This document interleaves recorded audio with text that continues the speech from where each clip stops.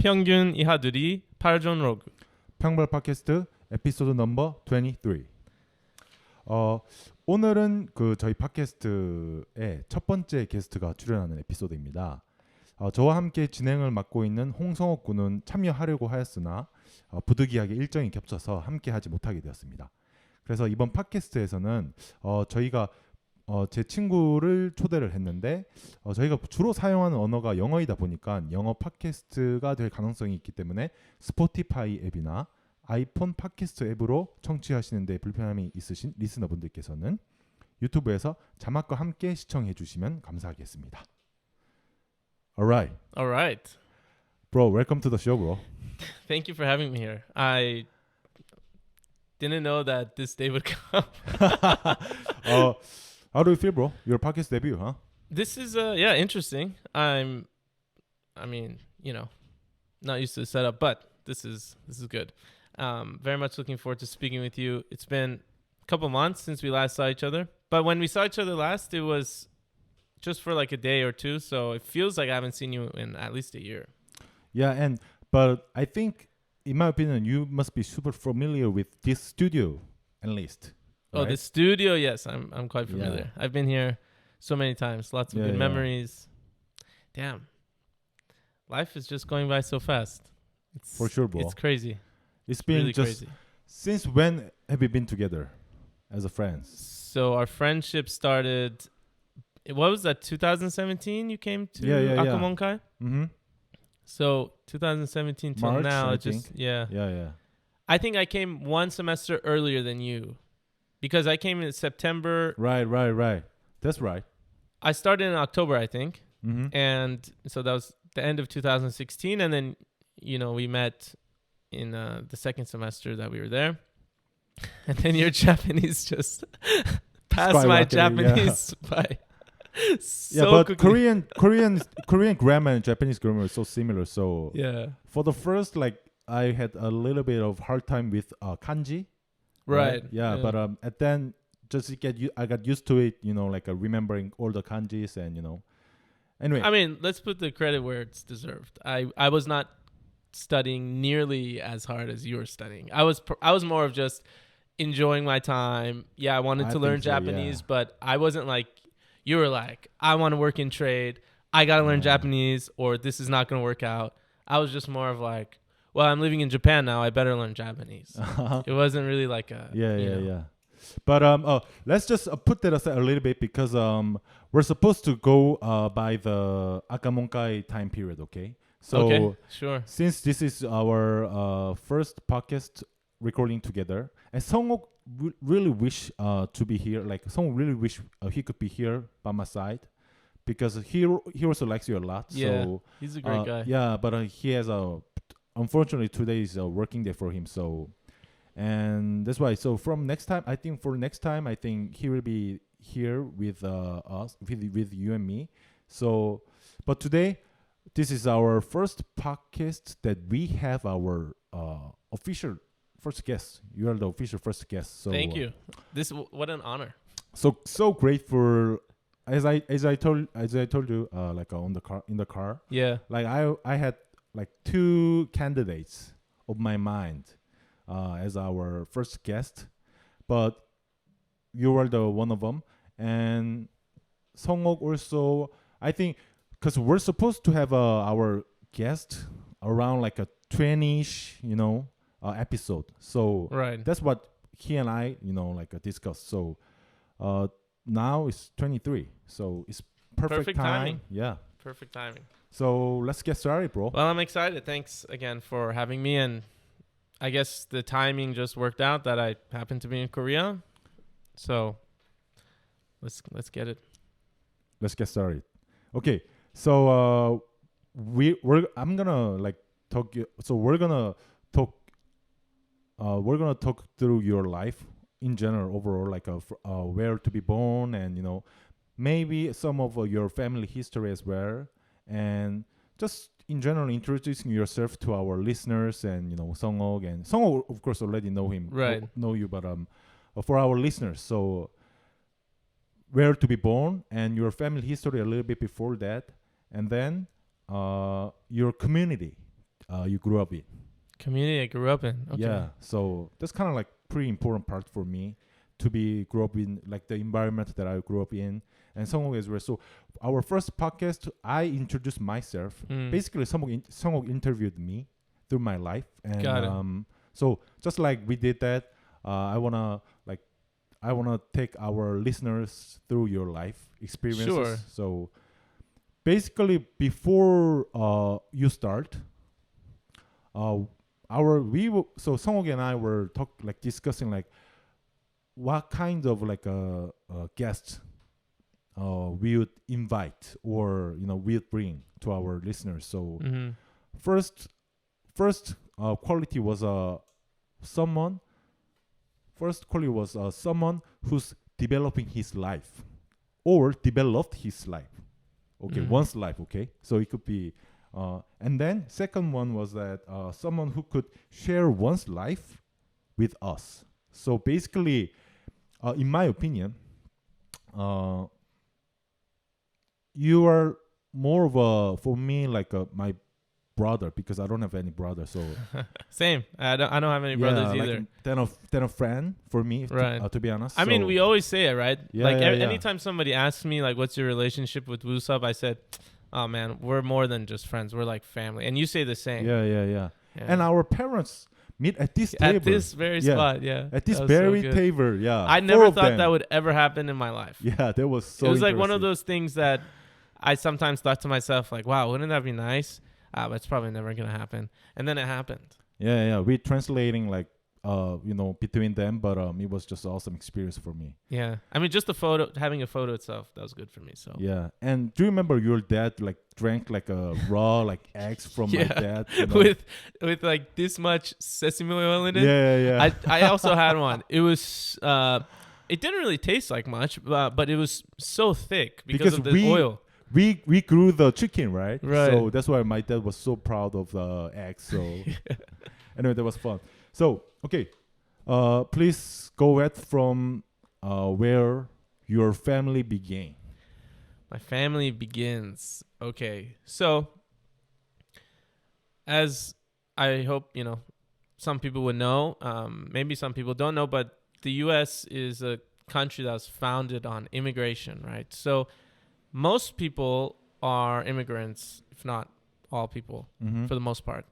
Now, my parents came from Iran to the United States. My dad came in 1979, right around the revolution. So there was a revolution in Iran. We used to have a king, and then there was a revolution. Iran was becoming a religious country, like an Islamic country.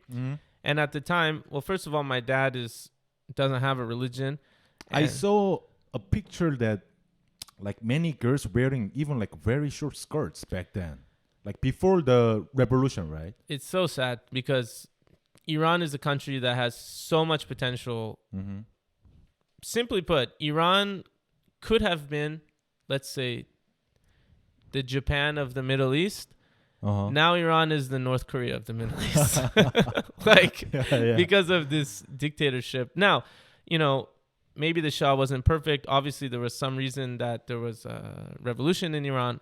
So how what about we put that put that like in for your family, like for your family, especially your father, like to have a better life.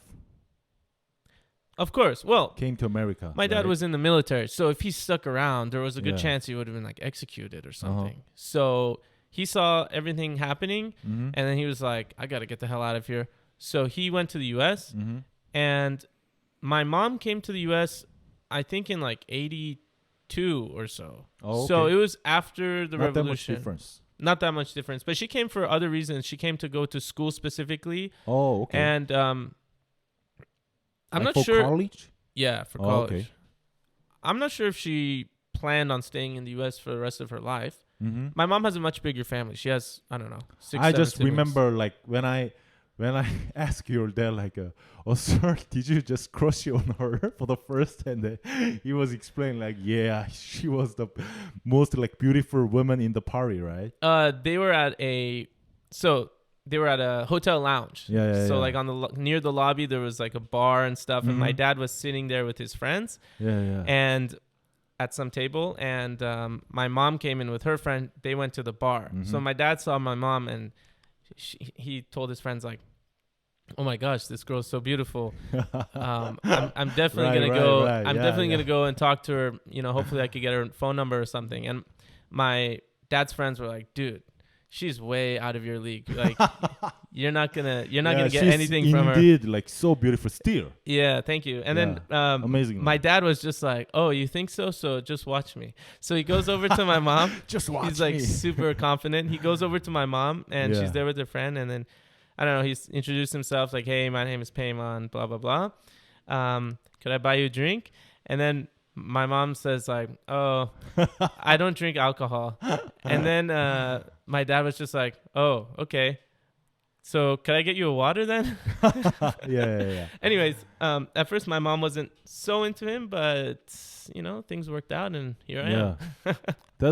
That love story was just so like back in the days, like your dad and your dad is still pretty handsome, right?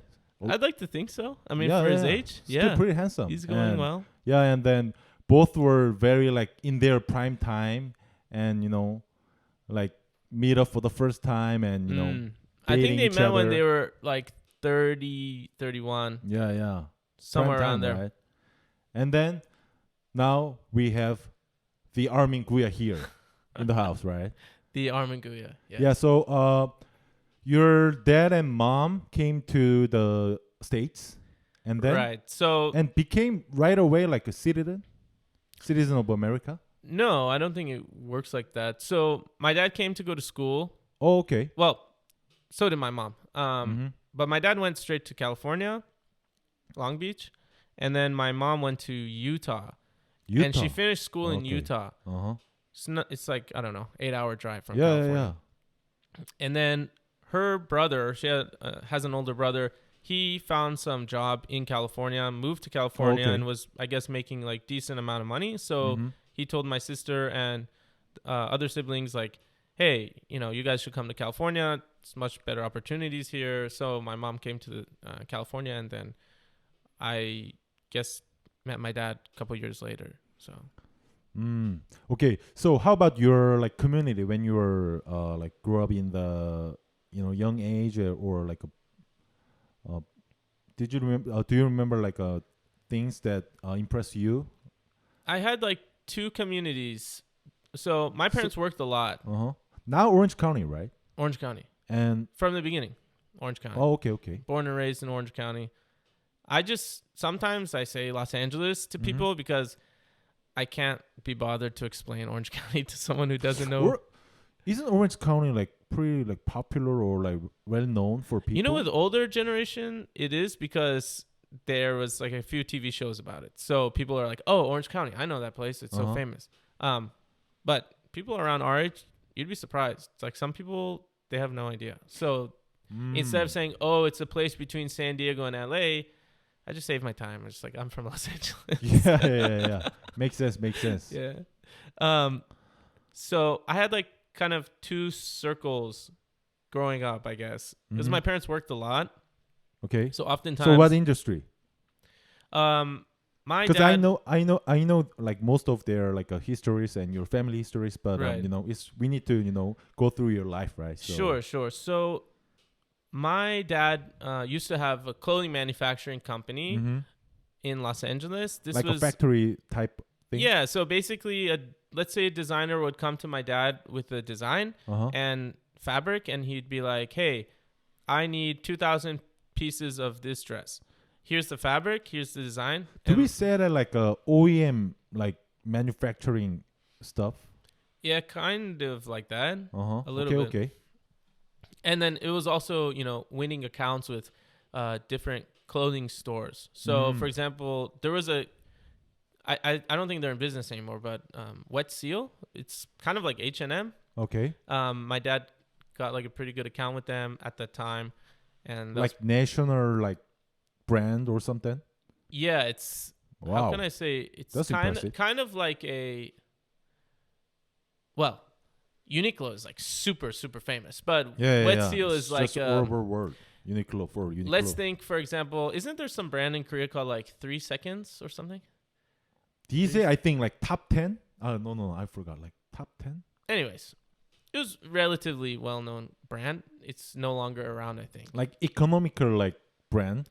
Yeah, like H&M. H&M's Yeah, not yeah, expensive, yeah. right? Yeah, it's yeah. just like whatever. Has And some their decent quality is stuff. pretty good to go Yeah, it's as okay. well, right? Yeah, so back in the so day, your dad were doing like a OEM type of manufacturing like factory, and at the same time have some clothing stores.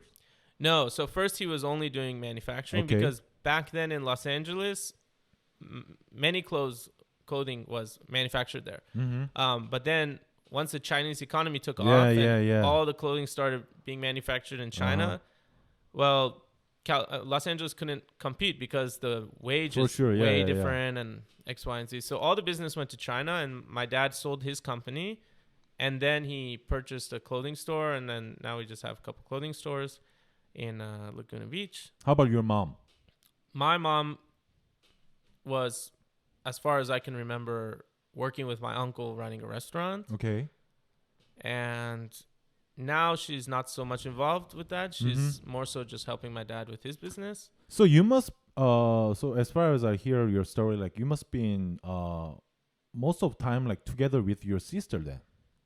Cuz were there many like times for your family to like go travel or No, like, like have fun together? it wasn't. It wasn't until I was maybe my mid-20s that I. Wow, actually, now that I think about it, the first time I've ever traveled outside of the country with both of my parents, and my sister wasn't there because she was in school, Okay. was when they came to Korea. Oh, and here? Yeah. Wow. Yeah. Also, what an honor, bro. Yeah. We have So I have yeah. like no memories. Of course, we have like domestic travel, going to Las Vegas together, but nothing out of the country. I've been to Japan with my dad, and I've been to Japan with my mom, but it was never like our family vacation or something like that. I never had that. Anyways, so growing up, when I was little, I would go with my dad to work. Actually, when he had the manufacturing job going on in Los Angeles. Maybe like after your school, you study there, you play there, and just like being around with your dad, with some of your friends or something like that. After school, I would usually go to kind of like they had something called TLC, which is they kind of mostly like a daycare for kids that their parents work, and then my parents would come pick me up at like 4:30, 5 o'clock. Basically, like a first generation of immigrants are basically getting after you, right? Like they need to get after you. Unless you are in a really good situation and you don't need to work super hard. Yeah. I mean, you don't even have to be an immigrant. I mean, for the most part, most entrepreneurs are quite busy. Right, yeah. So I grew up with my neighbors. That was maybe my regular kind of day-to-day. Okay. One of my neighbors growing up, his dad was like a butcher at the supermarket or something. I think his wife was like the breadwinner of the family. Like she made way more money than him. So he was usually home working on his motorcycles in the garage, and I would always hang out with his kids. Oh, okay. And then how about study-wise? Did you ever study? I was like the worst student ever. We need to we need to go through like Sure. how much did you study, and like. So, are you interested in study? Were you interested in study? Not at all. I almost didn't graduate high school. Really? Yeah. I didn't know that. I didn't tell you that. Oh, okay. Oh, really? I didn't know that. I thought I told you. Yeah, I almost didn't graduate high school. Senior year. Oh. You want me to tell you that story now, or no, you told me, bro. Just let's share, bro. Yeah, let's sure. share Okay, so senior year of high school. Well, I had some negotiations with several teachers, but one of them that I remember vividly was my math teacher, Mr. Wilford. This guy, I mean, he was so nice to me.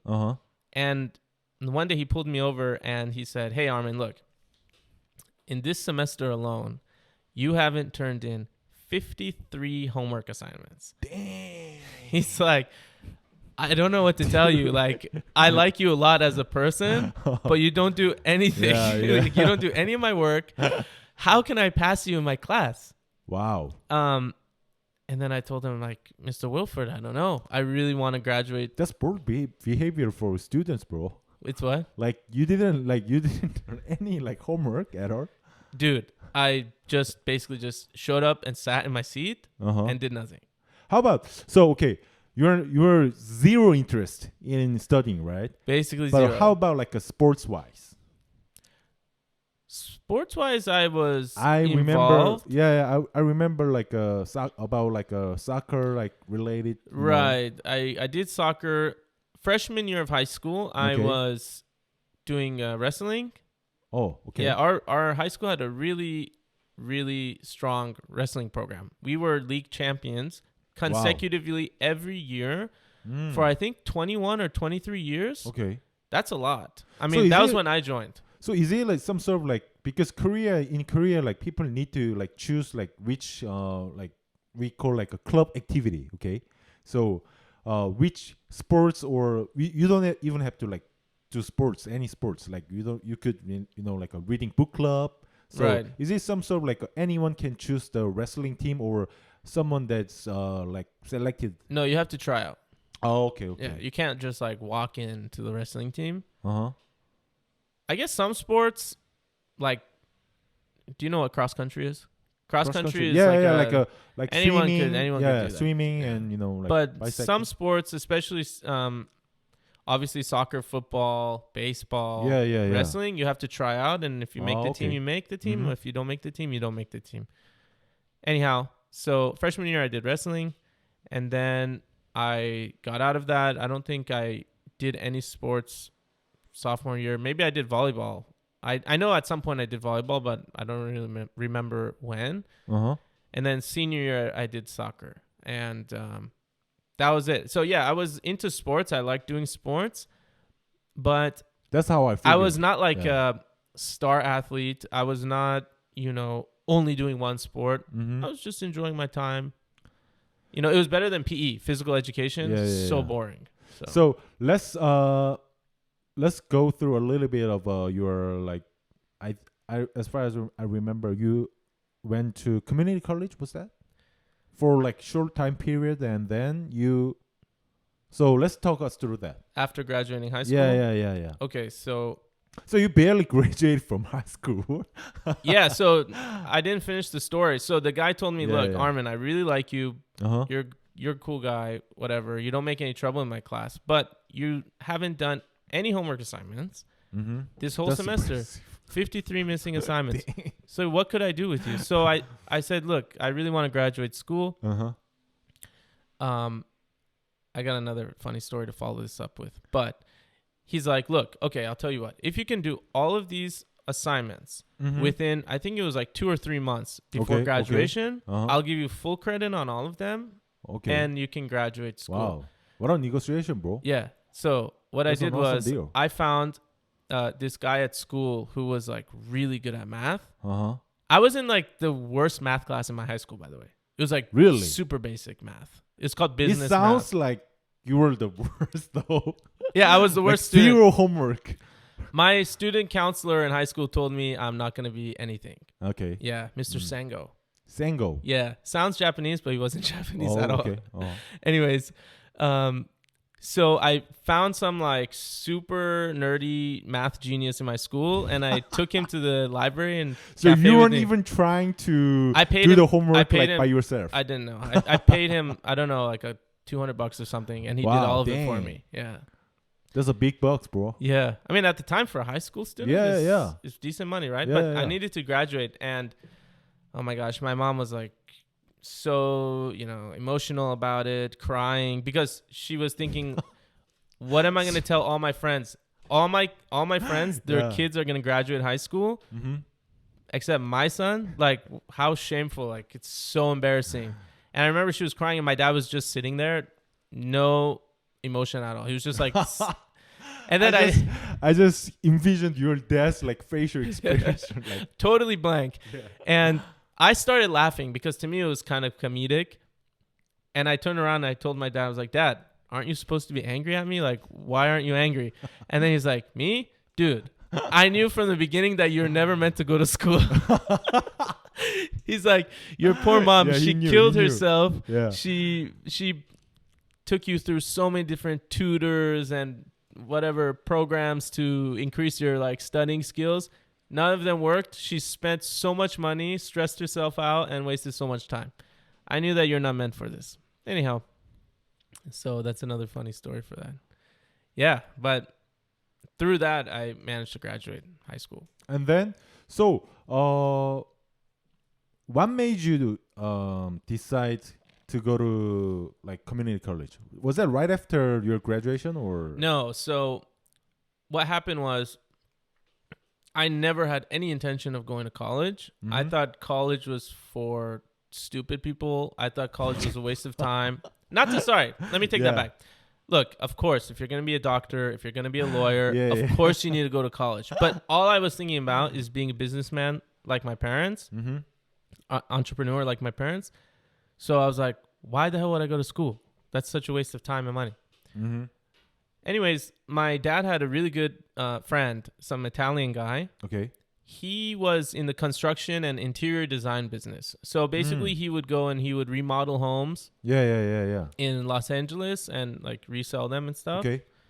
And I decided, okay, this is a very profitable business to get involved in.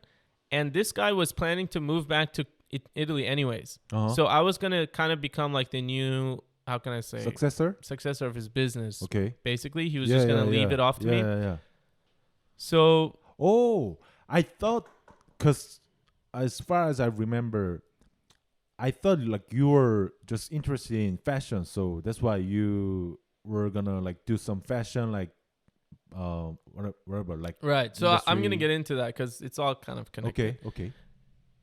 At that time, like right after I graduated high school, all I could think about is making money. Like, I got to be rich. Yeah. So that guy was super rich with what he does. Oh, okay. And I wasn't necessarily like super passionate about his industry, but I was interested in it enough to say, okay, I could have a, career in this.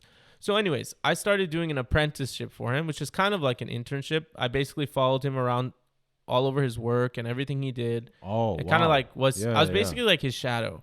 Okay. For a year. Like a secretary or something? Like you. Yeah, I mean, you can say that. It was kind of like I was learning the business while just spending my time with him. And he would say like, hey, this is how we do this. This is how we do this. So did he have a kid for like his No, so he was going to have he was planning to have a child. So he wanted to raise his child in Italy. That's his whole reason for wanting to move back. Because he made, quite enough money to sustain his life in Italy. Makes sense. So that was his whole plan. Yeah. Make his money in the U.S., move back to Italy, raise his family, which is what he's doing now. Interesting. Yeah. So I was going to be the successor of his business. So for a year, maybe it was a year and a half, following him everywhere he goes, learning the business. I was so into it. And then one day, we went to this one customer's house. Everything changed. This guy had everything from a materialistic standpoint. He had a huge house on a cliff overlooking the ocean. He had a Tesla when nobody had a Tesla. Now everyone has a Tesla in the United States. But he was like one of the first people to ever have a Tesla. It was just like, wow, this guy has a Tesla? Like this. Very beautiful wife. He had kids.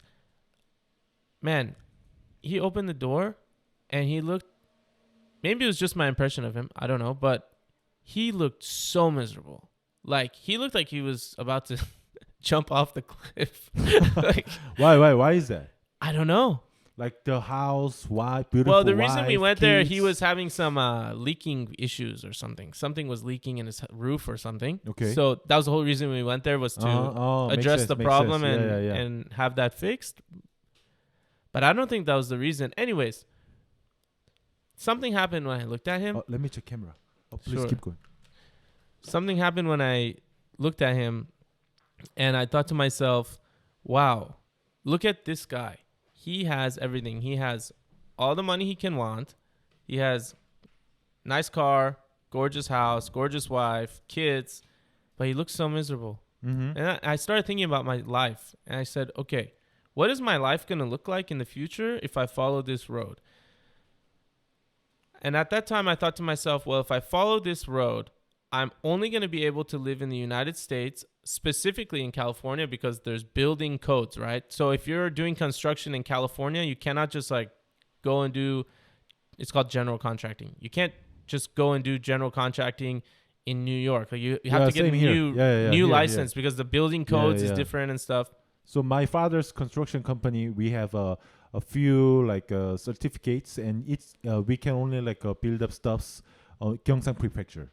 That makes so basically that's right. So it'd be kind of hard for your dad to, for example, live in Jeju, right? He'd be like out of a job basically. Yeah, can't work there unless he got a certification. Anyways, so I thought about my life and I said, is money really the only thing that I'm looking for? If I follow this path, sure, I'll have a pretty decent financial future coming up for me at a young age, but I wouldn't be able to have, all these life experiences that I might be looking for. And life is so short. Why not take advantage of my youth and, go abroad? I've always wanted to live abroad. I wasn't necessarily sure where I wanted to live. I just remember when I was a kid, I would watch like the World Cup and I'd be so fascinated by the countries. Like I'm talking about, I was like a little kid.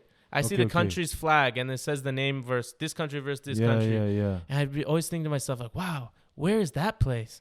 I want to know. So I'd go look it up somewhere. Same way. You? Like, me. Yeah. Because I've been, as you know, like I've been wanting to do this kind of like a trading industry stuff ever since I was maybe elementary school, like 8 years old. Wow. Like super young. Right. And I was watching TV show, and I was even writing down this story on like my resumes, and people didn't believe that. And I was like 8 years old, like wanting to, do some trading stuffs, but like through that was kind of like it a is documentary. Pretty unique, right? A tradesman, like I don't think most kids think. Yeah. They So want to one be a dude was like a trading, like contracting, like a ship. I think shipbuilding contracting, and then it's so basically it was a true story of like Hyundai's founder. Okay, cool. Yeah, so I was watching that documentary. Okay, and I was so impressed by that, and then that's the job I gotta do in the future, and basically it became like clearer, right? Right. And then I realized that it is a trading industry. That's what they call. So once you got older, you realized what the industry was. When you're younger, you're just like, wow, this guy's really cool. I want to be like him. Traveling around the world, and same as you, I think. Yeah. Yeah. And I did. So back then, I was supposed to be. I wanna be like police officer. Right. Like doctor, like scientist, right? Yeah. Or sometimes like president of Korea, right? But back then, I was the only one. Because you in Korea, like you are supposed to like write down what do you want to become in the future, like your future job. Sure. Yeah, writing down and then put your your wanting future job, like the backside of the classroom. Okay. And yeah, we have that too. Oh, too? Yeah. Yeah, and then I was the very only category, like businessman category. Teacher had to like write down new category because of me. Most of them like doctors, nurse, or teachers, something like that. I was the only one that like a businessman, trading businessman. So just like you. So I think it's just this is our like nature, some sort of that. Like we feel just like, maybe we might, I might have to go abroad to experience the world. Right. Yeah. So that's why we met at random country, in random place. I know, right? Yeah, it's not like I went to like Orange County to study English or something, and it's not like you came to Korea to like whatever, go to college. We were just like literally met in random like country, right? Yeah. So we're gonna talk through that, but please go ahead, bro. So I said, look, life is short. I'm only going to be this age for a short time. I think I was 19 at that point. So you realize that you want to go abroad to experience the world, right? I thought to myself, life is not just about getting rich and money and this and that. There's way more to life than finance. So I said, okay, well, I hate school. How am I going to go abroad? Because I don't want to go to school. And I definitely didn't have the money to just go live somewhere or a visa. So the visa is the most important thing. Yeah. So I thought about it. I said, well, I always had interest in fashion. My dad used to be in fashion. Mm-hmm. So I said, okay. I think you must be like you grew up watching your dad, doing the fashion industry business. And yeah, he used to take me to work with him all the time. Yeah, so that's why maybe so that it definitely affected me. It inspired me, if you want to say. Yeah. But I also wasn't thinking like, oh, I'd love to work in fashion. Mm-hmm. It was just something I liked. Mm-hmm. So I said, okay, look, I hate school, but if I have to go to school, at least let me study fashion business. Okay. And this guy that I was working for is Italian. Italy is really famous for fashion. For sure, yeah. So, me, my dad, and this guy, we had a talk. My parents were quite kind of, especially my mom, nervous about me living by myself abroad. But this guy was like, hey, look, I'm going to move back to Italy anyway. So if there's ever any problems, Armin could always contact me. Mm-hmm. And I'll be there for him, X, Y, and Z. So it kind of like calmed down my parents. Yeah. So very nice guy, though. Oh, he was a really cool guy. Yeah. He was a very interesting person. Uh-huh. So I ended up going to Milan to check out a fashion school, quite a famous fashion school there. And the whole plan was that I was going to live there, study there, and then, graduate school. And who knows what would have happened. Man, I did not like living in Italy at all. No offense to any Italian people. Look, gorgeous country. Mm-hmm. I would love to go there again for vacation. I've never been to Italy, but what made you think like that? Well, again, this is just my experience. Let's be honest. This is just my experience. Personal experience. I was in Milano, which is like the northern part of Italy, and it's quite famous for fashion. First of all, maybe it was, like I said, just by chance that when I was there, the weather was so bad. Everything felt like black and white, like the vibe. Mm-hmm. People weren't necessarily like nice. And I was robbed. How? I was, before I was like, while I was looking for long-term accommodation, I was staying in a hostel. For, I don't know, a couple weeks. And one night, one of the hostel guests came into our group room. Okay. So I was in this group room. Now, we had all been living in this group room, maybe 5 of us, for an extended period of time. So we were all friends and we all trusted each other. So we just left our phones out and stuff, like when we were going to sleep to charge it. One day, in the middle of the night, my friend who was sharing the room with me, some Japanese guy, he was like poking my chest, like waking me up. It must have been like 2 a.m. And then I was just like, dude, are you seriously waking me up at 2 a.m? What the hell could be the reason? He's like, bro, have you seen my laptop? I was like, dude, how the fuck? Sorry. I was like, why should I know where your laptop is at 2 a.m? And then I was already awake. So I turned over to check my phone. It was on the counter, right? My phone was gone. Dang. Yeah. So this place had like 24-hour, I'm forgetting my English. Like check-in? Concierge. Yeah, check-in. Okay. Yeah. But the guy usually just like went to sleep after 12 o'clock. Sleep on the couch. Yeah. So anyways, So random dude just break in and then, Not break in. He checked in as a guest. Okay. Stayed in a private room. He stayed in his room the whole time. And then at night, he came out and he stole everyone's stuff. Makes sense. And man, he must have made in that night alone at least like $5,000. He stole all MacBook, iPhones.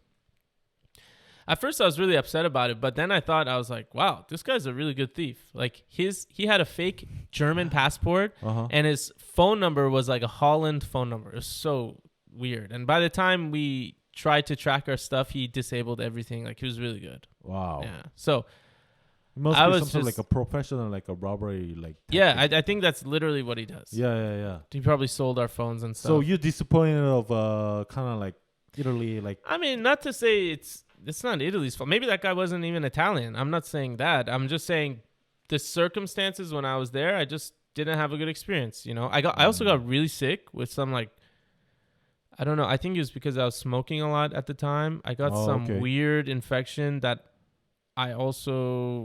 just think about it. And on top of all that, isn't it your first time to be abroad, like out of by myself? Yes. Yeah. So like everything must be everything went wrong basically. Yeah. Okay. Now so it's not because of it's Italy. It's because like everything gone wrong, and like you got robbed. Well, that was part of it, but the other part of it was like, look, the food there, you literally have. The only option is like eating Italian food, which is great. Dang. But I can't have pasta, pizza, and panini sandwich every day. But you can have a sundae-guk or whatever. Like you can have haejanguk every day.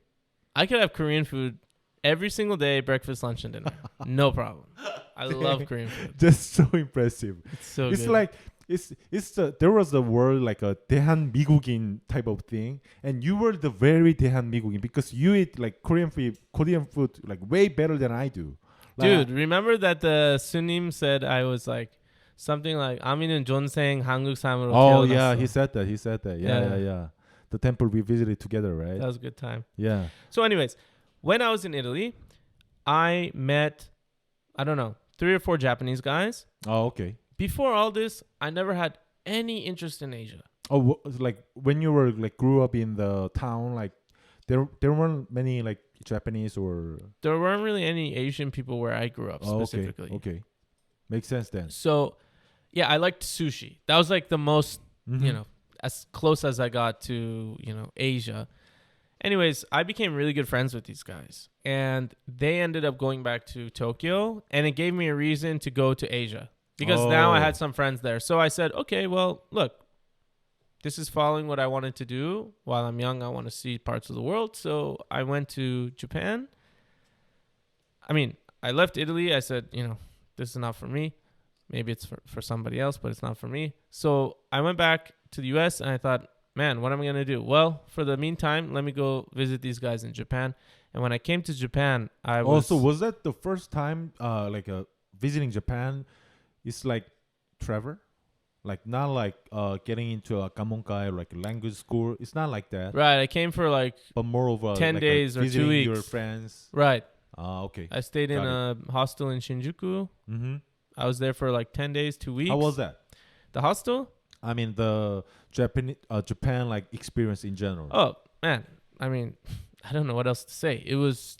I remember thinking to myself, this is probably the closest I can come to living on a different planet than it was just so different than where I'm from. I was this like Disneyland phase, like your first time in a Disneyland, you're like, wow, this is so cool. Everything is cool. Everything is like amazing. So did Japan feel like your Disneyland back then? Basically. Yeah. It felt like I was on a different planet. Okay. I've never been to such a place, and I thought, wow, okay. Well, if I'm going to live abroad, I don't think I'll find a place more interesting than here. So let's do this. So I went back and I told my parents, like, hey, thank you so much for, sending me to Italy. That means the world to me. But I would like to work in, I would like to study in Japan, go to fashion school in Japan. And at first my parents were like, what the heck are you talking about? Like, you said you want to study fashion, right?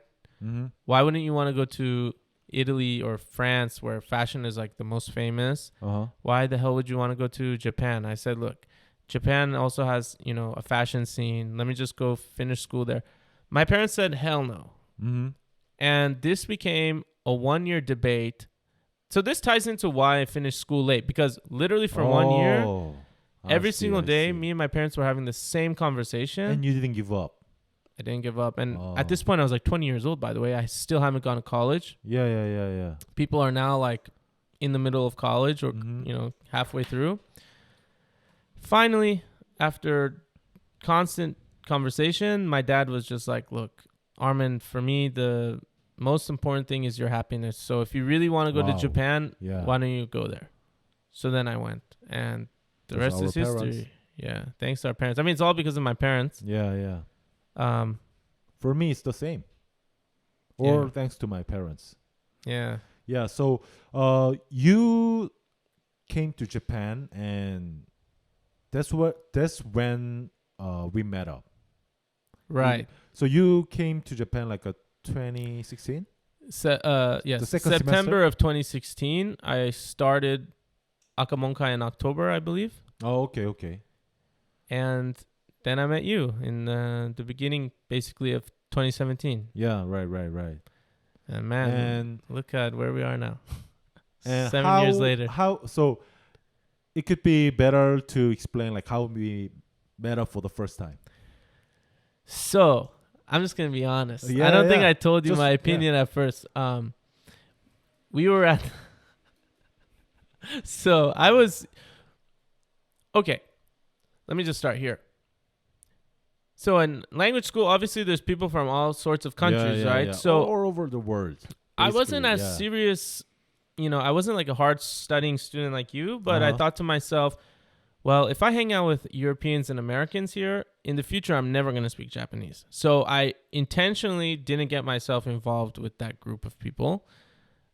Mm-hmm. And I thought, well... What group? Like Americans and Europeans, because they all speak English. Yeah. So I said, okay, I have to hang out with people that don't speak English at least. Obviously, there's no Japanese people there, right? I think that's really smart move. I think that was the biggest game changer. Whether I studied hard or not, that was the biggest game changer as to where my Japanese level is now compared to where it would have been if I hung out with that group of people. Yeah, makes sense. So I wasn't rude to anyone, but I just wouldn't go to anything if I got invited or something. So I said, well, what is my other option? So I looked around and there was a pretty big group of Koreans at Akamonkai. Yeah. I think there was at least like 15 students from Korea. 15? No, 10, 15? No, more than that, bro. Really? Yeah. Like, I think each class, like, at least there were like 3 and there were like, in my opinion, I don't think it's hundreds of classes, but I think maybe at least like 50, more than 50 classes. Right. I mean, if you're considering Okay, so let's say 10 or 15 at my time, at my level, because remember they have like makes sense. That makes sense. Yeah, that's what I guess I was trying to say. Tons of levels, and they also have like the morning and afternoon class, right? Yeah. Okay, so right in that regard.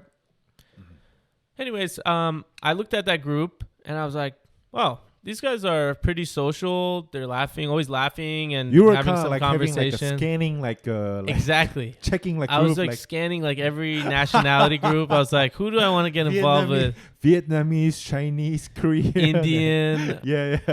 And then I got to the Koreans and I thought, wow, look at these guys. Also, I smoked at the time, and like almost all the guys smoked. So that's another easy way to Korean guys. That's how mostly. I met Gyeongsu, right? So I think that's how I first. So I decided, okay, I'm gonna join this social circle. So what I did was, I just went up to Gyeongsu and maybe some other guys, and I said, "Hey, nice to meet you. I'm Armin." Wow. In Korean. In Japanese. Yeah. And Armin desu, like Americaから来ましたとか. I think you're are you good? Yeah, okay, good you're go. back. Could I borrow your lighter? And then it turned into a conversation. So then I became friends with Gyeongsu, and then Gyeongsu introduced me to you. So I remember once I was sitting there smoking, and then you came and sat down next to me, and maybe you asked me to borrow my lighter or something. And then we were smoking, and we were having a conversation, and you were telling me actually my friend works for KTG, so I get to smoke some cigarettes before it is actually for sale, like for real. I mean, back then, like I was just like Because I was the same way as you. I wasn't gonna like make many Korean friends, but then Kyungsu was so polite and nice to me. Yeah, right. And back then I had a Japanese girlfriend, so I didn't have to like speak.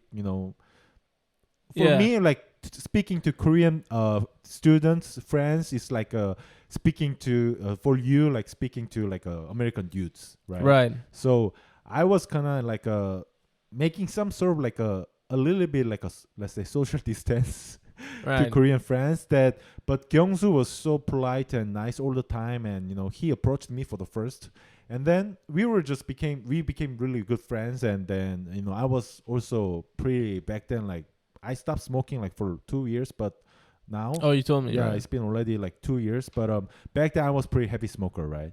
Yeah, So of course. I You're smoked a lot, literally. I a never lot. thought Yeah. that you would.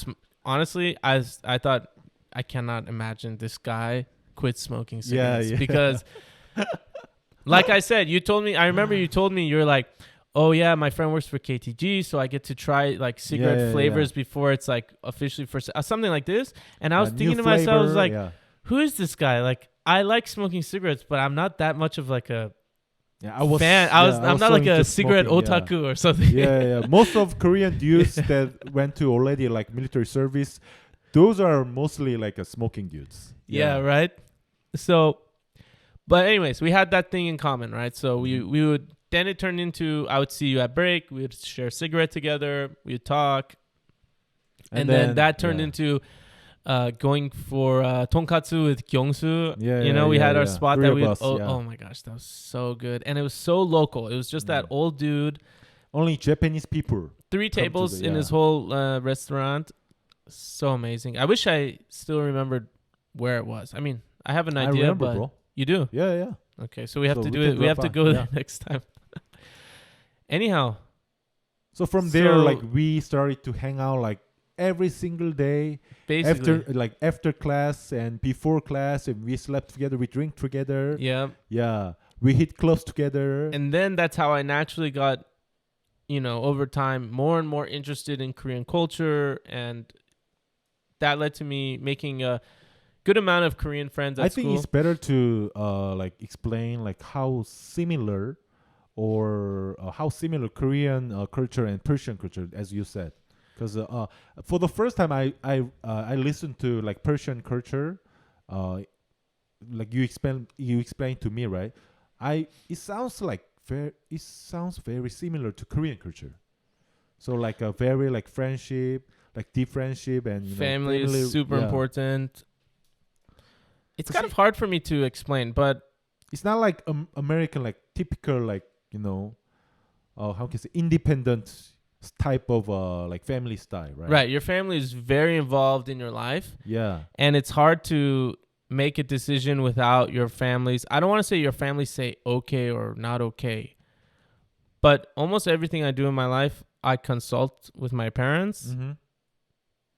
Don't most people do that? No, I mean, I think here is just normal. Yeah, and we can't go without our parents. That's why I'm here, bro. Right. Yeah, I've traveled through around the world, and then I ended up living, by my family, right? So it's kind of like very family related, like oriented culture here. Right.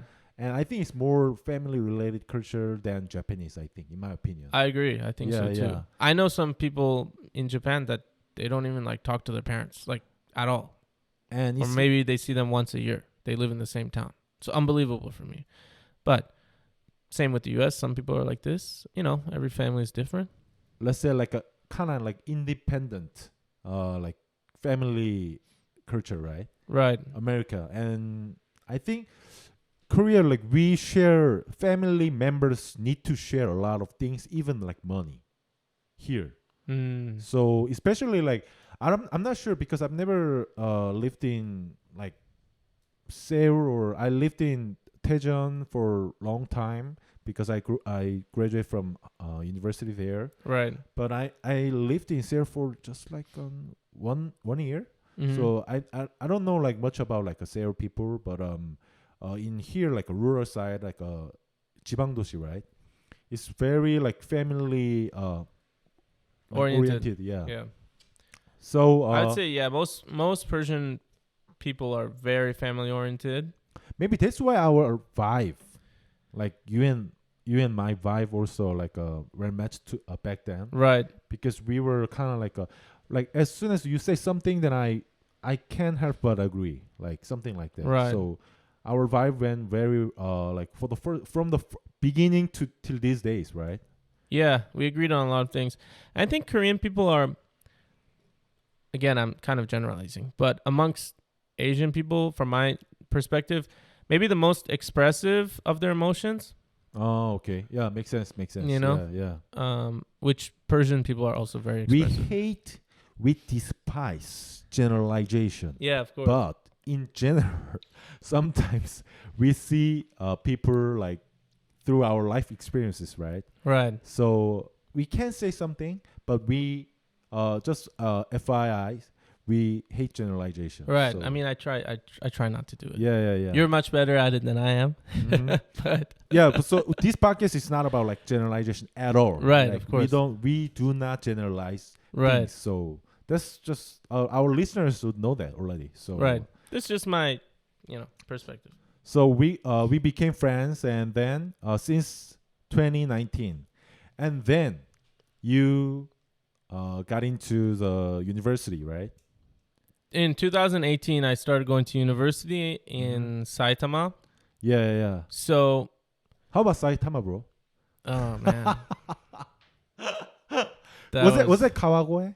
Kawagoe was where I lived. Okay, yeah. Which is respectfully probably one of the nicest places in Saitama to live. One of my favorite senpai back in the days in Japan. Like, I remember you told me he lived there, right? Yeah. He's kind of like a Saitama, like it's like Kawagoe, like how can I say, like he loves Kawagoe a lot. Basically, he attends all the festival, right? That's one thing I gotta say. Kawagoe has a really nice Matsuri festival. Yeah. It's in I believe, October of every year. Okay. If anyone is ever in Japan in October and you want to go see like a really big festival, I suggest you go to Kawagoe. It's very close to Tokyo, like an hour by train. Mm-hmm. Awesome. That was like the best part. And that was only once a year. So aside from that, I was in school. Long story short, guys. How did you like the school? Dude, it sucked. Well, it's all my fault. Yeah. Because I have to take ownership of for sure my life. Like I said, I didn't study nearly as much as you did. So when it came to choosing university to go to, first of all, I was such a lousy student. I didn't even know it was like college admission season. Mm-hmm. Like I didn't correctly align that with my graduation from Akamonkai, Put right? things together. Right. I was just like coasting through life. So my counselor at Akamonkai was like, Armin, have you thought about what you're going to do after Akamonkai? I was like, yeah, I'm going to go to school, university. And then she's like, it's like almost a deadline for all universities, right? And I was like, what? So I was like, well, what are my options? She's like, yeah, you don't have many options. But there's a school in Saitama. You had less options, let's say. Yeah, Tokyo Kokusai Daigaku. It's one of those, like, Japanese say, namae o kaitara haireru, mitaina. Like, all you have to do is sign your name and they'll admit you to the school. It's like anyone can go. But they had a really good program for international relations, which was all taught in English. And then, so I said, well, okay, I guess I'm going to study international relations. And this was 2018? 18. Yeah. That's when I started going there. And then I ended up moving to Saitama, I believe, I don't know, earlier, maybe beginning of 2018. Mm-hmm.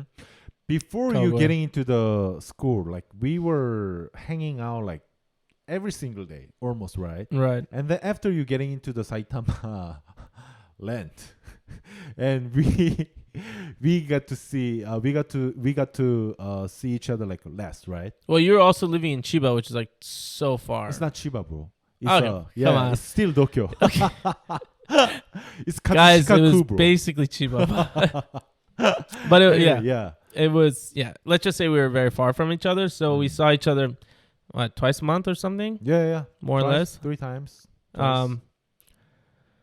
Now, I got to say, the only good thing that came out of, well, maybe not the only good thing, but only good thing that I could remember right now that came out of living in Kawagoe was I started going to kickboxing religiously. Right. Like, right. I remember. Yeah. As if it was my religion. Let's talk about that kind of thing. Like, I want to like go through your life experiences, such as like a workout and, for example, such as like, COVID. We went through COVID season and, this and that. That was another interesting. Yeah. How about kickboxing? So that was the thing. I was living in Saitama. I had nothing to do, literally. Weren't you that interested in jiu-jitsu back then? I was interested in jiu-jitsu, but there was no good jiu-jitsu gyms. Oh, there was only one. We talked. There was only one jiu-jitsu gym relatively close to where I lived, and it was so crap. Oh, okay. It was taught by this like brown belt guy, and he was teaching some like really strange stuff that I was like, this isn't even jiu-jitsu. Oh, like, this is just like weird. So you went to kickboxing dojo. Right. And, and how was it? Thankfully, I have genetically a really good body profile for kickboxing. I have really long legs and arms. Yeah. I'm relatively tall, but not really tall. So I kind of naturally was like kind of talented at it. And like I said, there was nothing else to do. So I was practicing all the time when I had free time because I didn't have money. I was a student to go to Tokyo all the time and hang out with my friends and all. Yeah. So I was training. And that was basically the only thing that kept me from going crazy living in Saitama. So. Yeah. And then COVID came. Yeah. And what happened after COVID? Okay. So right before COVID started, I had like 3 months break of university. So I thought, how can I use this 3 months break in like a way that's fun and also I like develop myself as a person. At the time I was starting to learn Korean just by myself because I had like you and I had a lot of Korean friends. So and you started to be interested in Korean like culture and like even language and started to learn it to get by yourself. And then back then we were like always talking about like how we discipline ourselves because do you remember we read Extreme Ownership together? Yeah we made some sort of like a book club. I remember that. Right. But it didn't last that much long. But yeah. Should we tell them about our vacation fund? Yeah. But let's talk about book club first. Sure. So we like read Extreme Ownership because our Extreme Ownership is the first book that we covered on this podcast. Right. So it's all thanks to you. You introduced me. So I forgot to mention this. That was back in Kamonkai, right? I think it was like a 2018. The podcast itself. Yeah, I introduced the podcast. You introduced the podcast itself and Jocko Willink. And right. like because back then I was like we were discussing like how to get up and get our workout done. Oh yeah. Early and like cuz like I can so alarm goes off and then I just keep sleeping, right? Then you introduced me a very short video clip that Jocko was on, and then how to so like benefits for waking up early, and it's all sorts of like waking up early good things for waking up early, right? Right. And then I was pretty impressed by the very short video clip by Jocko. So and then I started to be curious about like who the hell this guy is, and then I found the podcast, and then I asked you, oh, dude, what the hell is podcast? And the podcast you explained me like podcast is like a this and that, and maybe I should start listening this podcast. And then now we're here. Everything right? changed.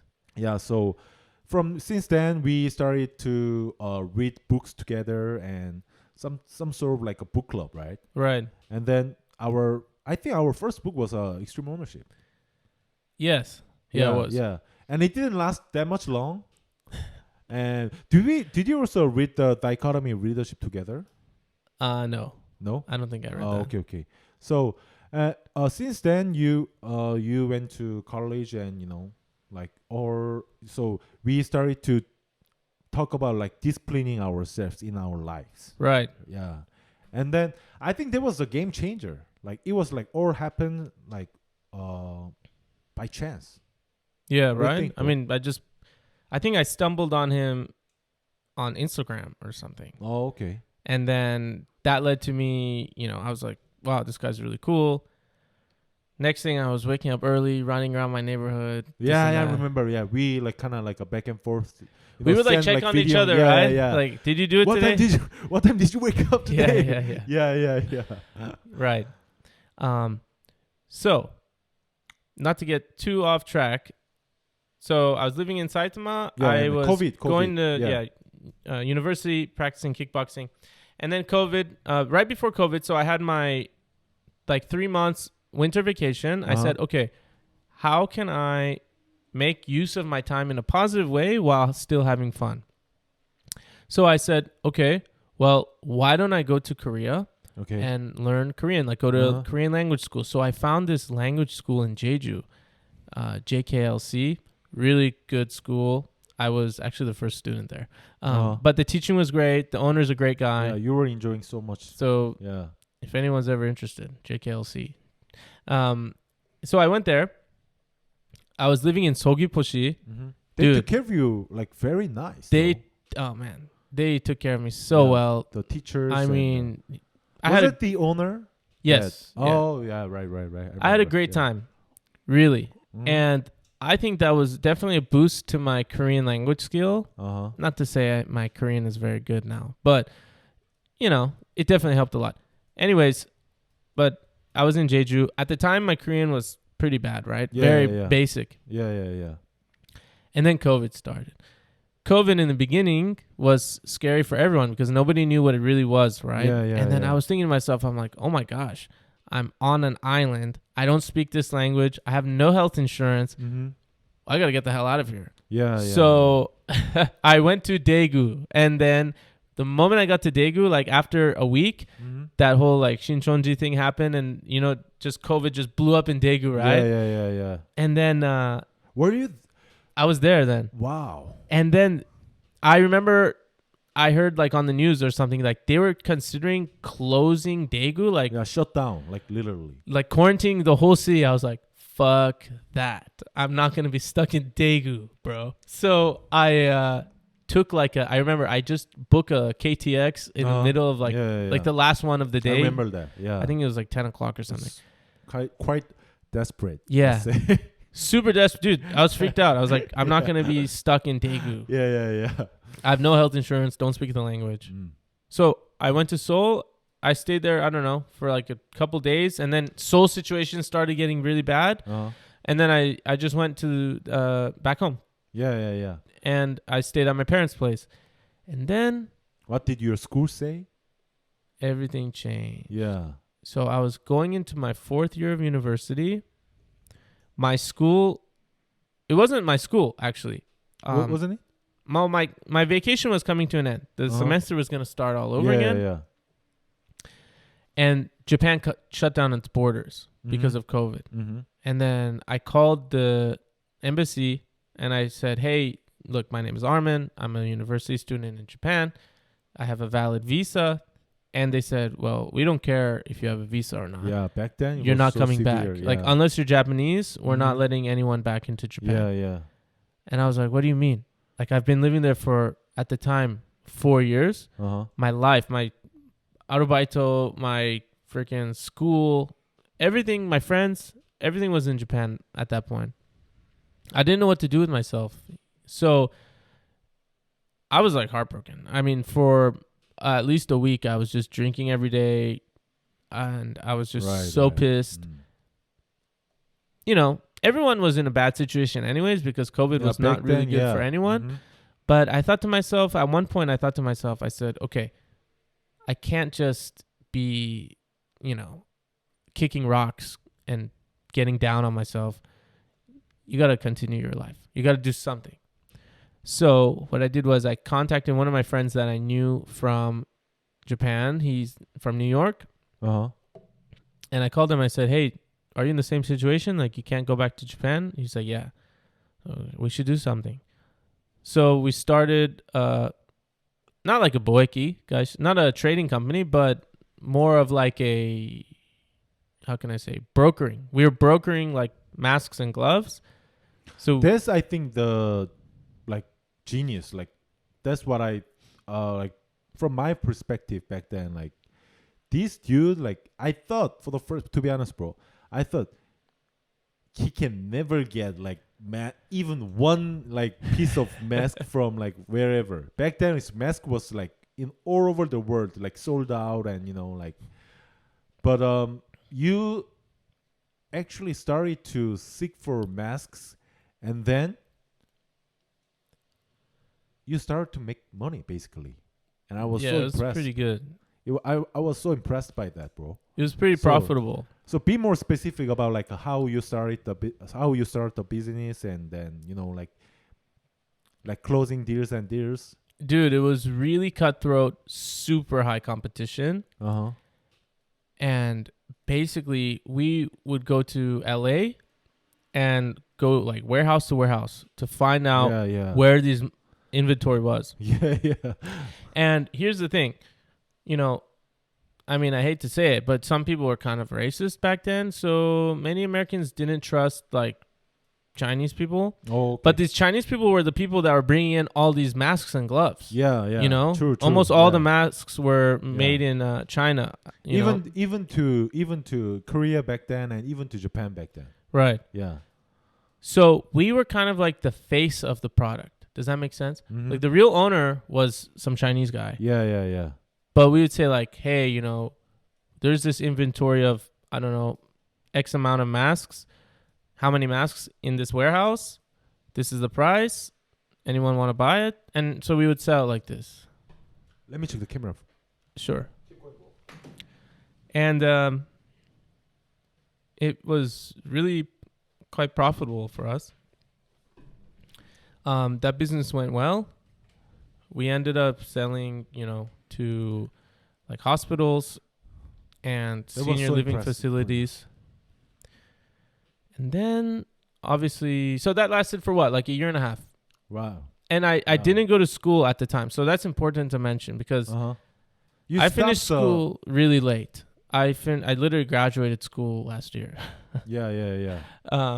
But there's reasons to this. First, you know, I did this apprenticeship. I went to Italy. I came back, talked to my dad for a year. I want to go to Japan, blah, blah, blah. I went to Akamonkai. We covered the most of your like young parts of your life, like a early stage of your life. Right. Yeah. So now COVID happened, and you didn't have any choice but to start something which you decide as a broker of selling and buying masks. Right. Then you're making decent amount of money. Decent amount of money. Yeah. It was really a sink or swim moment. Like either I'm going to swim or I'm going to sink. So I got to do something. I can't just stay home every day and drink alcohol like a loser. Yeah. So that's what I did. I was so proud of you back then, bro. Dude, I was working like a dog. It was a lot of fun. But isn't it like true that sometimes we feel like the more we focus on something and the more discipline we get, and the happier, the freer we get? Yeah. I mean, for me, through that, I realized that I really love doing business if it's if I have the autonomy, if it's for myself. Not to sound selfish, but I just don't like being managed. I don't like being micromanaged by someone. In that job, I was basically, obviously I had partners that we had to all agree on some stuff. And sometimes we had disagreements. But nobody was telling me like what time to get out of bed, what time to go to work. I was naturally working really hard. Yeah, just getting after it all the time, and you know, on like in the car, like driving, like you know, like shipping masks and stuff. Going from like different states, going to different states, and then you were one of the most like the happiest Armin Guya I had ever seen back then. Like this dude is just like driving, sleeping on roads, and then you look so happy, bro, back then. Dude, it was so fun. Yeah. It was a real joy.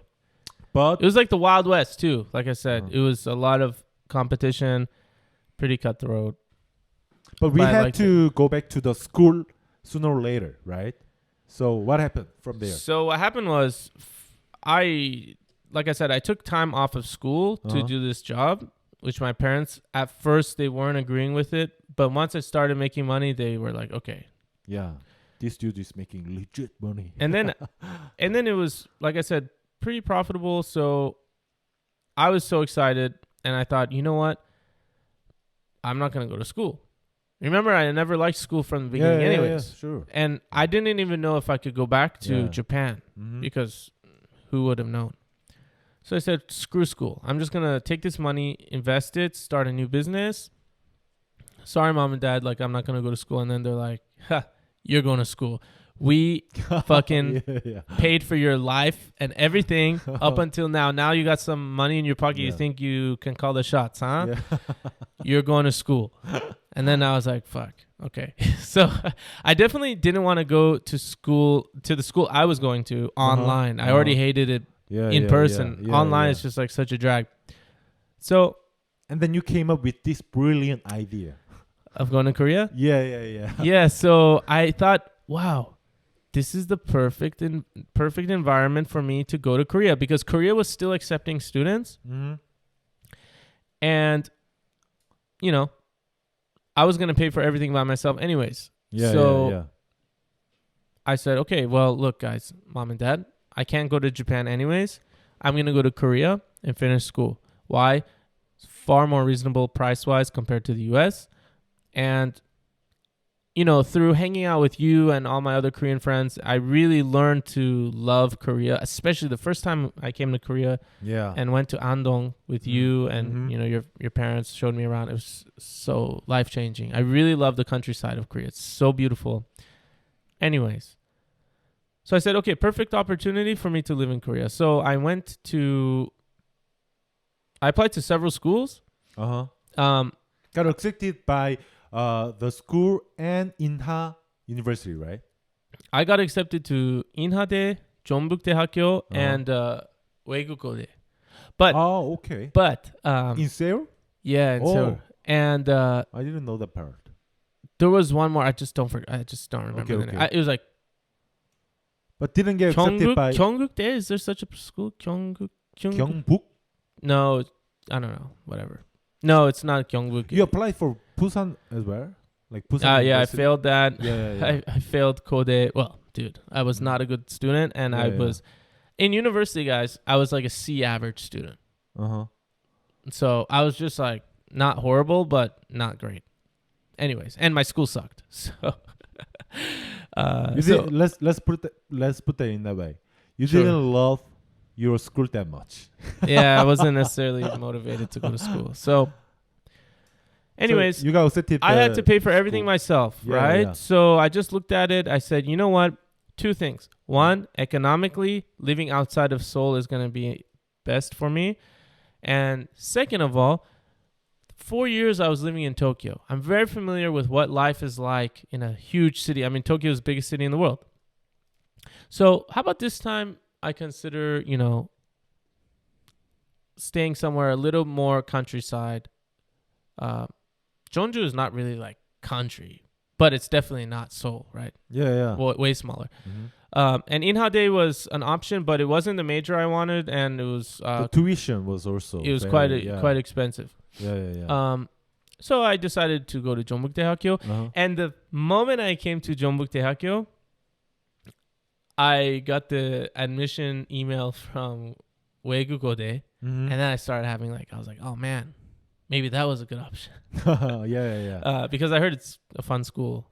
But and then but that I'm not sure about their tuition, but back then you were considering tuition one of your top priorities because you wanted to pay yourself, right? Right. All the I mean, it was one of my top priorities, but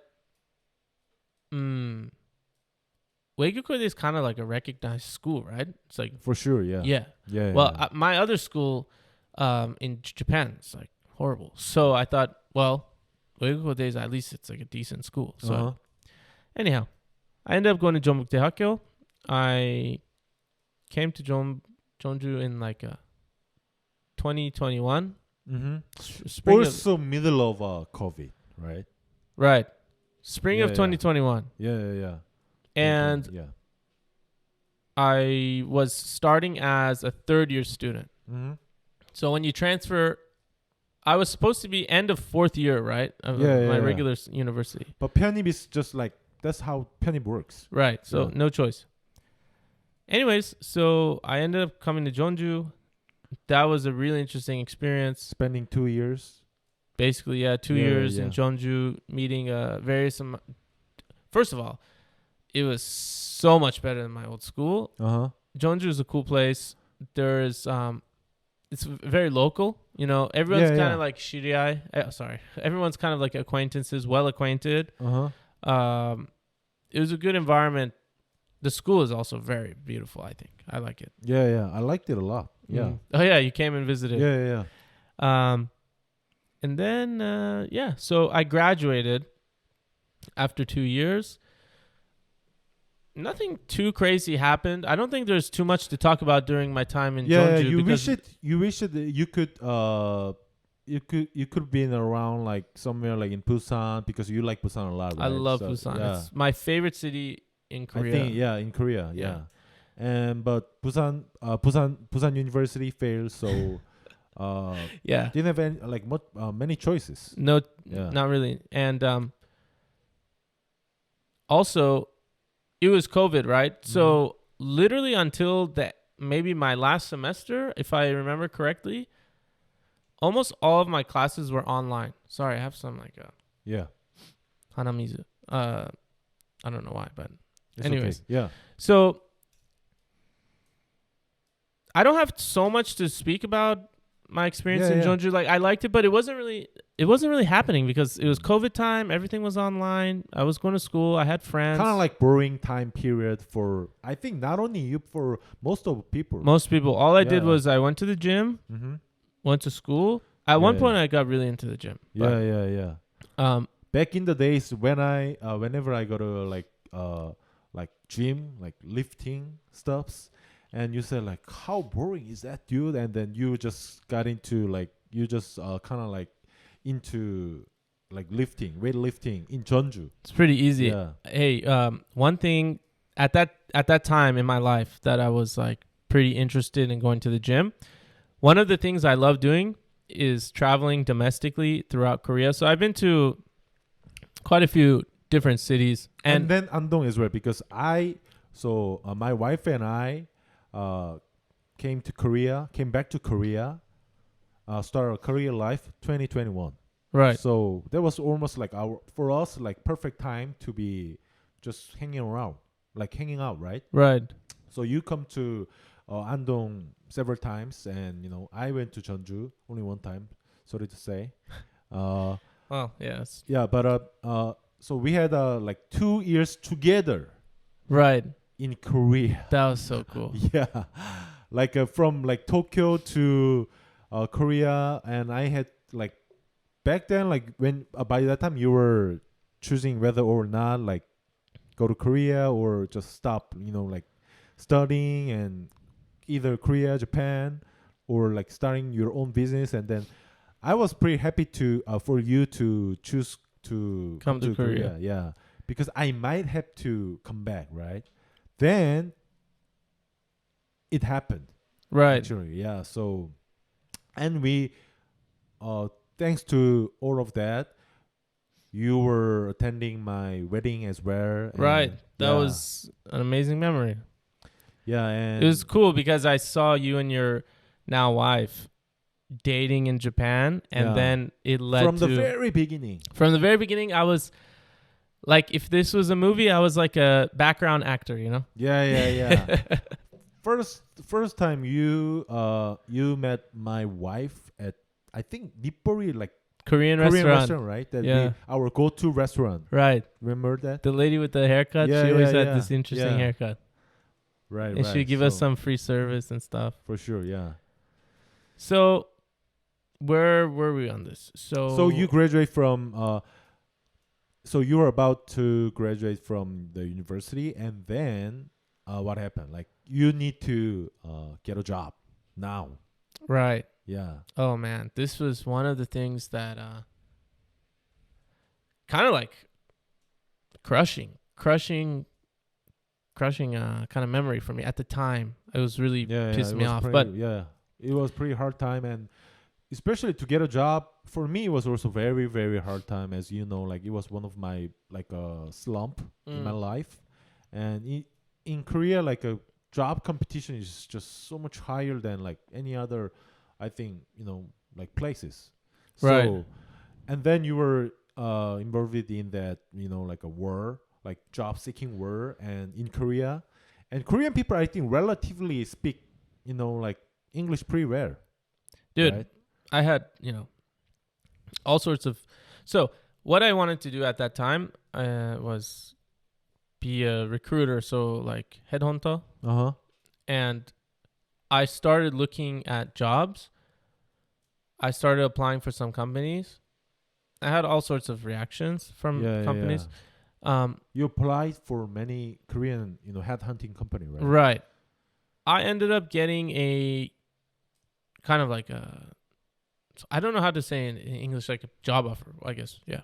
Job offer, a job offer from a few of them, but they all couldn't give me a visa. And the one that really pissed me off was I had my number one choice, company choice. I remember I go into the office, I meet like the president of the company, and he was just like, so like, oh, you're from California? Well, my daughter, he like showed me a photo of his daughter. She's studying at UCLA. Nice to meet you. He was like so nice. And then they're like, yeah, we're going to give you a job. And you better start looking for an apartment in Seoul. I remember that. I was so happy. And then a week later, I get some email saying like, hey, you know what? We thought about it. We're not gonna hire you. There must be other like candidate, that accepted. Well, there was never a foreigner that had worked there before. So I think that once they realized they got to pay for a lawyer and getting me a visa is like quite a process, they were just like, fuck this guy. Like, we don't want to even bother to go through this. We'll just hire someone else. Man, I was so angry because number one, it was my number one choice. I was like so excited, and then it just all You really wanna and wished to live in Korea, right? Right.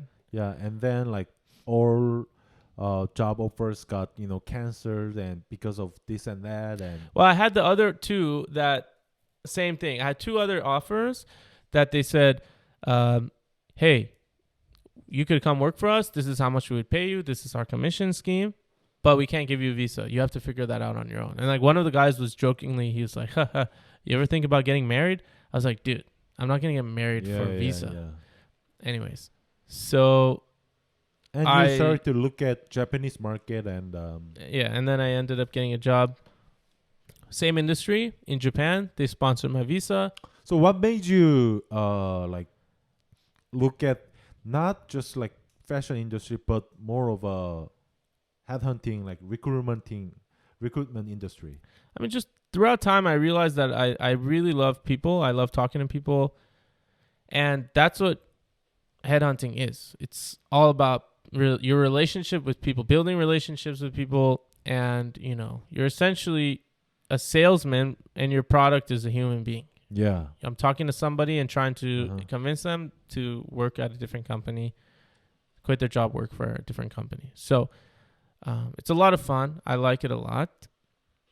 And it never really came to my mind until I had an Australian friend that he once told me like, hey, Armin, you have a really good personality to be a recruiter. I have some friends that are doing this in Australia and they make pretty good money. You should consider that.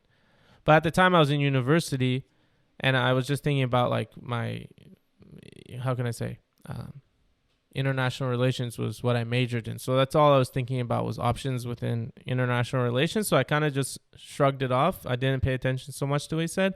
And then years later, when I graduated or when I was about to graduate from Jeonbuk Daehakyo, I said, oh, I remember what my friend told me. Maybe I should look into headhunting.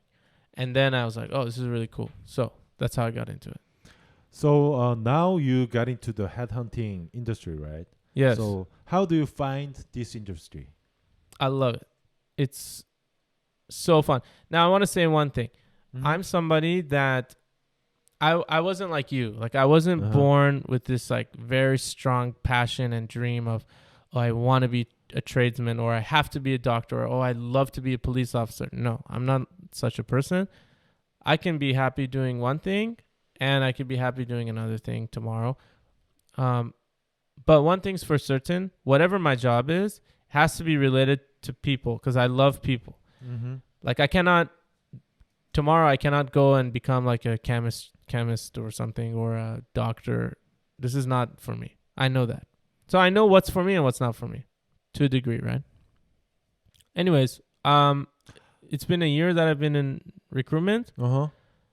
It's very fun. I never dread going to work. I work really hard. I have a really cool boss. He never micromanages me or anything.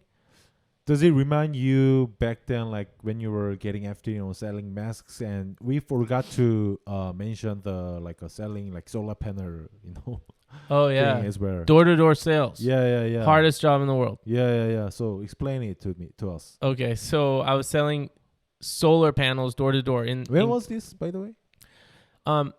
This was like a summer job I would do. So I did, or if you want to call it summer and winter job. So in Korea, the winter break and summer break is quite long compared to the U.S. Yeah. So I would often, almost every time, I would go home to the U.S. and during that time I would do door-to-door sales, selling solar panels. Yeah. So in California, electricity bill is quite expensive. Mm-hmm. So people will put solar panels on their house, and it's not like apartment oriented town, unlike Korea, right? Right. Everyone lives in a house for the most part. I mean, these days, younger people, they prefer living in apartments, but anyways. So, man, that was a hard job. Yeah. The second day on the job, maybe it was my first day on the job, I almost had some guy pull a knife on me. That was really scary. Yeah. And especially America, they it's kind of very strict to protect their house. It's kind of, how can I say, their cultural thing to protect their own house by themselves. Right. So especially for those kinds of cultural things, and you need to knock on somebody's random people's door and introducing yourself hey sir, I'm Armin Guya and this and that, and here's our solar panel. It's hard. It sounds as hard as it gets, bro. I don't think it gets harder than that. I mean, the guy opens imagine you're sitting at home on the couch watching your favorite drama, and some guy rings your doorbell, knocks on the door. You're like, fuck, who's that? I'm in the middle of watching my favorite show. Yeah. Or you came back from work, you had a really bad day from work, you're sitting, some guy rings the door. But that being said, I mean, door-to-door sales is quite common in the U.S. So it's not a shock oh my God, who's at my house? Mm-hmm. But it's just fuck, this guy's at my house. Opens the door just to say, I'm not interested, bye. Shuts the door in your face. That should be the normal reaction from the customers, right? Almost all of them. Yeah. And it's just a numbers game, basically. And what made you decide to be focused on to be really into this kind of industry? Because I wanted to focus on that part, because it's quite rare. Almost only very few people would want to do those kinds of hard job mentally, right? You know what? One thing that I often hear from people is oh, selling door to door, that's not for me. I'm higher class than that, or I'm this. I think that's bullshit. It's because they're fucking scared of knocking on someone's door. Yeah. You know? Yeah. That's one thing. I agree, bro. It's it could be a very profitable business. But it's also very hard. The person you're knocking on their door, 9 out of 10 times, they want nothing to do with you. they don't give you a chance to talk. It's like really hard. Mm-hmm. And they just want you to get the hell out of their house. So to have the courage to go knock on someone's door and just from that moment, like start talking and trying to sell them solar panel. Yeah. You know, that guy was just cooking dinner and now someone's at his door and he's like talking about selling solar panels. Like that part of your life just a lot. I appreciate it. It was really hard. I wouldn't be able to do that like for even like one day. And you just kept going and just knocking door to doors and start to really closing deals, selling solar panels, right? You know, it goes back to two things. One, I like being involved with people, and I don't care what people think about me. So, wow. I mean, this sounds kind of weird, but like, not that I enjoyed it. Obviously, I don't like somebody tells me like, go fuck yourself or get off my property. But it was kind of like entertaining for me. Wow. So I was like, haha, this guy's like angry at me. Interesting. Yeah. I was just like analyzing each situation. Or like the next door I knock, maybe the guy's not angry. He was just like talks to me, you know, we have a conversation and he doesn't so I'm just like, I guess looking at it through a different perspective, a different lens. And so that's one part of it. I love people. That's why I like doing that job. And the other part is I thought, okay, this is like the hardest sales job in the world, I think. So if I could do this, I can't agree. Yeah. I can do anything. Yeah. And I believe that. And I still to this day, like, dude, people say recruiting, headhunting is a hard job. So easy compared to what I used to do. Door knocking, right? It's like a joke.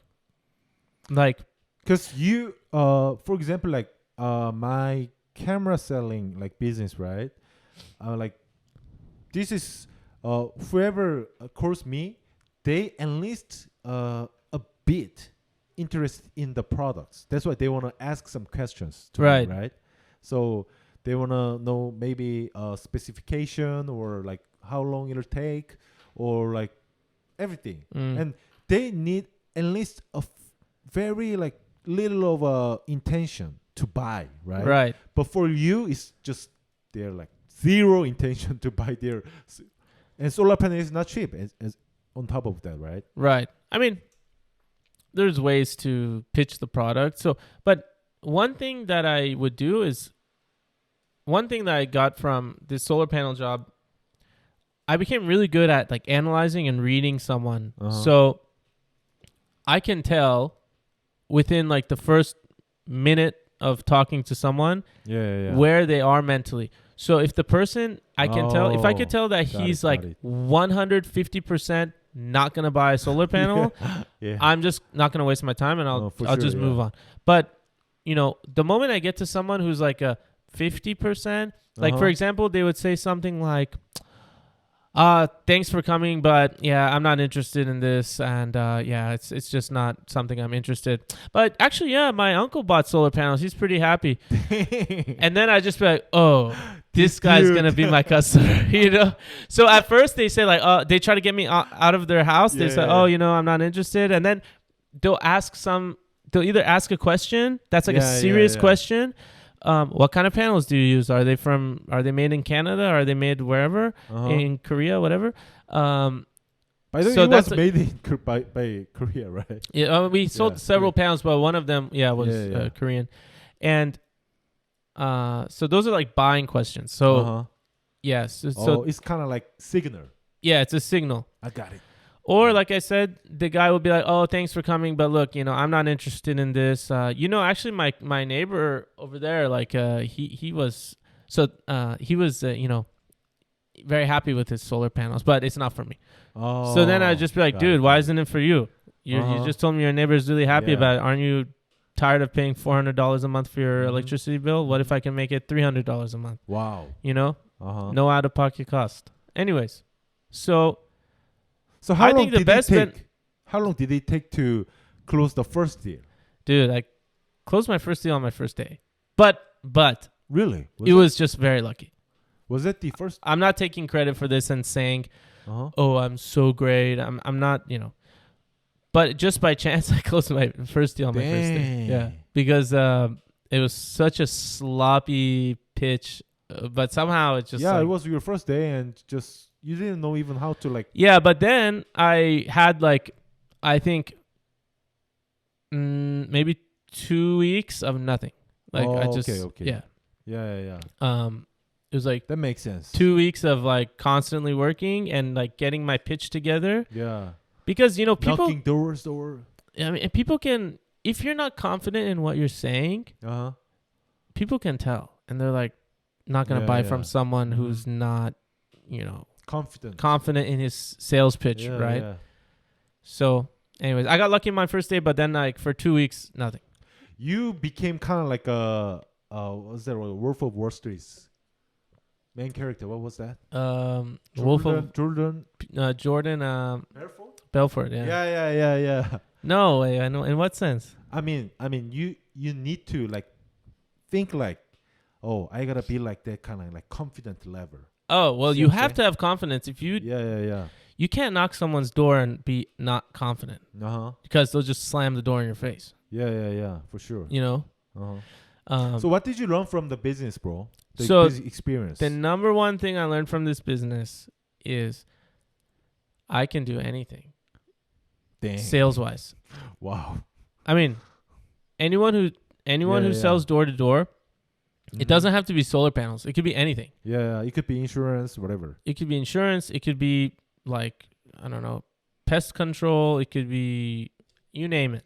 Yeah. If you could sell door to door, you can do anything in sales. I think. That's just my opinion. Like, for example, I would agree, bro. They say headhunting and recruitment is hard because like you have to cold call people. You have to get on the phone and call someone who's not expecting your phone call. Dude, that's so easy. I mean, compared to, I don't want to say it's easy. It's hard for people. I mean, emotionally, like somebody like slamming their door in front of you, saying some nasty words, you know. Get the fuck out of here. And and you almost like caught by like the police officer, right? Like somebody called up like some police or something. No, but I had someone almost pull a gun on me. That was scary. Was it? Oh, so didn't he call like police? I forgot. Just put on. Not that I could remember. Okay. Maybe not. Yeah. Let's calling move on police. Yeah. Anyway, it's not really like welcoming, you know, like environment. Not at all. Obviously, yeah. Sometimes you meet really cool people, actually. You have some really good conversations. Even if the person doesn't end up buying, you know, I meet, through that job, I met so many different kinds of Americans, and it was really cool. I really enjoyed it. Anyhow.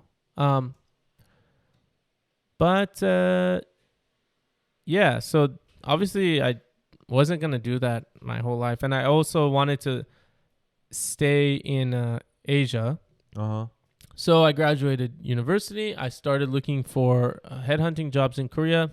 Unfortunately, it didn't work out for me. And that's something that I still think about now. I love Japan. I love living in Japan. But sometimes I just can't help but think to myself, well, what if maybe this is not a good thing, but I just think to myself, like, what if it worked out for me, and what if I was living in Seoul right now doing headhunting? But hey, it's not like I didn't give it a shot. I gave it a shot. It didn't work out. That's life.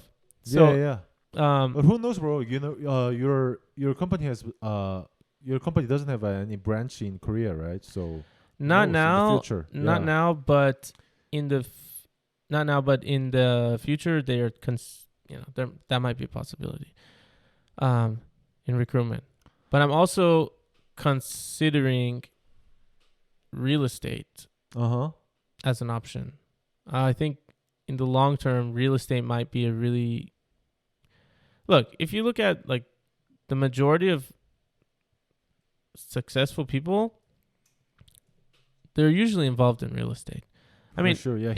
Here is the same. Every so often, some really special person like Elon Musk comes and they start like Tesla, or that must be from like a tech genius. You know? Yeah, it's very rare. Yeah, like but most of the times, people who get like rich, in a relatively like short amount of time, they or do just go, like normal people, you know. I don't know how to say it, but real estate has always been around. I think it's gonna, I don't think it's going anywhere. And it could be very profitable industry. And it's also very much dependent on people skills, So there is an opportunity that I'm considering right now. So your future plan? Well, I like recruitment. And it's not like one of those things where I'm like, oh, I don't want to do recruitment anymore. I like recruitment, and I'm pretty good at the job, and I can see a future in it. But I'm entertaining a real estate opportunity at the moment. Which, if I make the leap, I'll make the leap relatively soon. But we'll see. Let's see. We're almost pushing like 1 hour and 45 minutes. So it's time. I think it's a good time to wrap. Sure. So obviously, I think you will be next time on this podcast once again. Hopefully, some for sure. Exciting updates. And I think through this podcast, I think our listeners must have learned, taken out many good. Because this podcast is all about self-development and leadership and managing our life, right? Mm-hmm. So you've been traveling all around the world, Italy, Japan, Korea, back to the States, come to Korea, and went to Japan once again. And right, I currently live in Tokyo. Yeah, these days, on our podcast, I tend to say life is at some point some sort of like a journey. We don't know where to go or where end up being, becoming like what we want to become, right? Right. So you can only guess, you can only plan so much of your life, but God or the creator of the universe, whatever you want to call that thing, if you believe that, has something planned for you. I think that's just me. There's only so much you can plan, and then life happens. And then all we can do is just disciplining ourselves and moving forward. And our podcast slogan is, in fact, just one step forward. I like that. I feel like you are the one that just keep moving forward, and with me especially. And that's why I wanted to bring our first guest, who I know very well, and who's developing his life well, and just keep moving forward. Right? I appreciate you having me. I mean, it's, like our relationship is far beyond friendship, and to have this podcast, on the internet until the internet goes away. For sure, yeah. It's like invaluable. It's priceless. So we're literally logging our this precious time, bro. Yeah. Yeah, and Songok also said today, as I told you before, on the phone call, he said you guys just log the time, man. Yeah. Relax and just lay back and log the time. And I think we've covered most of your life in general, and we hope to see you once again. I mean, not just once again, many times, as many as we can. And appreciate it. I'm so grateful for you to be around me all the time, and be my side all the time until the end, bro. Yeah. Relatively close, 2 hours and a half. Yeah, for sure, bro. So thanks to you living in Japan, so that we can meet each other often, right? Same time zone, we could at least call each other. Yeah, for sure. Yeah. So until the next time. Sounds good. Yeah, let's get some, bro. See you again soon here. Yeah. 자, 이것으로 팟캐스트를 오늘 팟캐스트 촬영을 완료하겠습니다. 수신 완료, 교신 끝.